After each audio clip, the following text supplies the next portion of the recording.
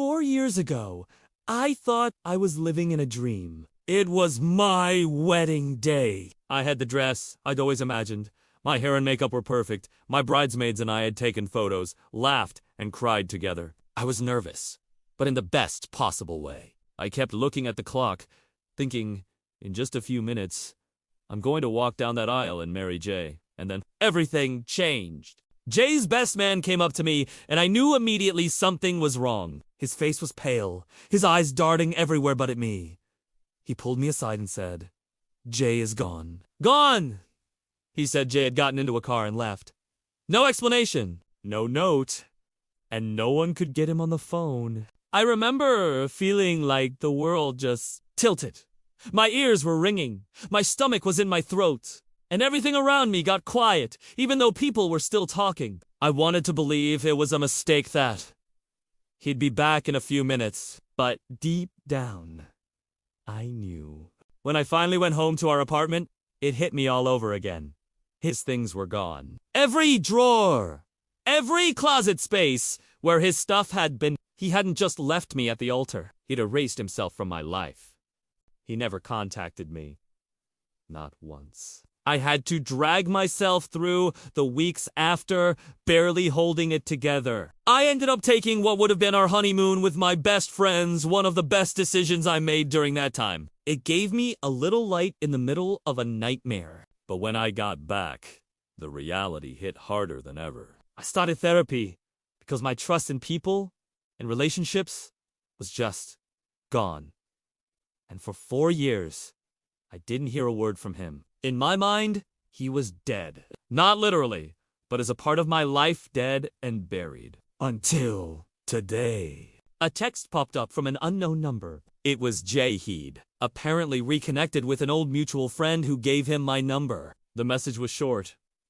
He wanted to meet up, to apologize, to explain why he left that day. I stared at it for a long time. My first instinct was to delete it and never respond. But there was this gnawing curiosity in me. A part of me wanted to hear it, wanted to know what could possibly justify what he did. I told my boyfriend, who's been nothing but amazing to me, and he said he'd support whatever I decided.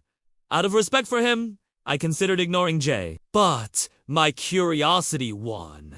We met at a park. My boyfriend came with me, but sat a distance away, close enough so I'd feel safe. When I saw Jay walking toward me, it was surreal.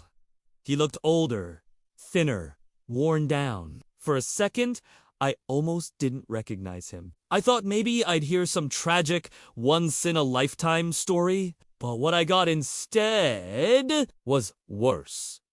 He told me that for the last year of our relationship, he'd been doing drugs and cheating on me. He'd been hiding his sexuality for years, trapped by his deeply homophobic family. I never liked them, they were toxic and controlling, but he always insisted they'd be there for big life events like our wedding. The drugs, he said, were to get through the day, to keep up the act that he was in love with me, when in reality, he was in love with someone else. He'd met his boyfriend at work. I'd actually met the guy a few times when I'd bring lunch to Jay. As the wedding got closer, his boyfriend gave him an ultimatum.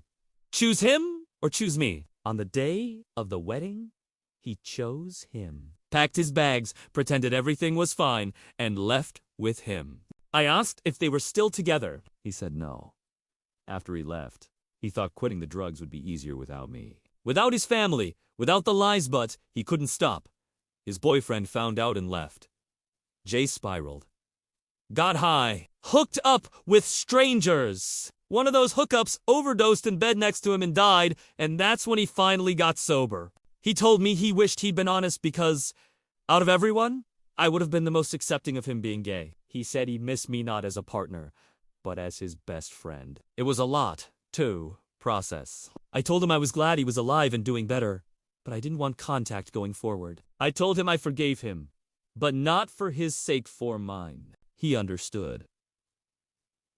Said he'd only be in town for a few more days, and then he'd be gone again. When I got home, I cried. My boyfriend held me the entire time, ordered my favorite takeout, and didn't ask me to talk until I was ready. And that's when I realized something, yes, that day at the altar was one of the worst days of my life. But it led me to where I am now, to someone who stays, someone who loves me for who I am, without lies or conditions. And that's worth more than any closure Jay could ever give me.